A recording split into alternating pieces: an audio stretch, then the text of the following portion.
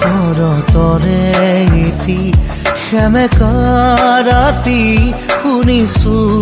নিয়ৰ ৰুণজুণ শৰতৰে এটি সেমেকা ৰাতি শুনিছো নিয়ৰ ৰুণজুণ লিখিব খুজি থমকি হেৰ বাৰে বাৰে কবিতা প্ৰেম শৰতৰে এটি সেমেকা ৰাতি শুনিছো নিয়ৰ ৰুণজুণ